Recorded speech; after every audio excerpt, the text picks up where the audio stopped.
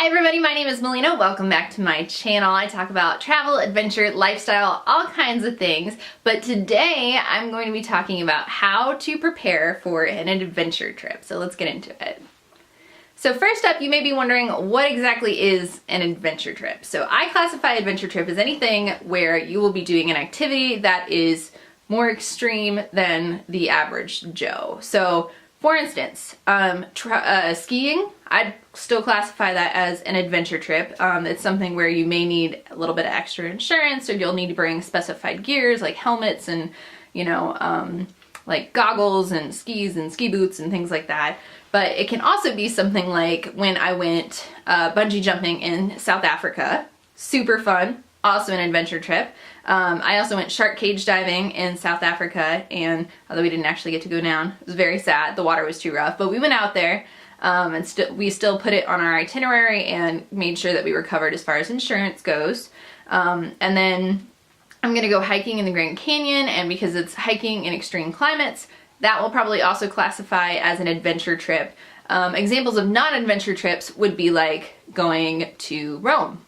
Still adventure. I mean, like, definitely quite the adventure, but unless you're planning on like scaling tall buildings or jumping off of things or, skydiving or something like that, I wouldn't necessarily classify it as an adventure trip. And so for me, I approach adventure trips just a little bit differently, primarily from the standpoint of making sure that everyone in the party knows what they're getting into, that everyone is on board and happy and excited about said adventure, because some people don't want to go bungee jumping in South Africa, and I understand that. But you got to make sure everyone's on the same page. You can opt out of doing certain activities. That's totally fine, as long as they understand that, they'll just have to watch other people do it or something like that. And then second, I actually think this is the most important thing, is making sure that you're properly insured. The last thing you want to have happen is to be whitewater rafting, be thrown, break your arm, and not be covered under your travel insurance because it's marked as an extreme activity.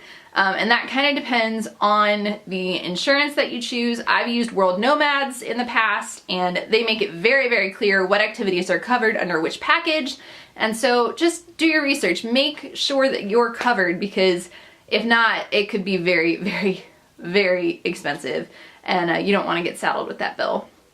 So always make sure you do your research, that everyone on the trip is on board, and you are properly insured. I can't stress that enough.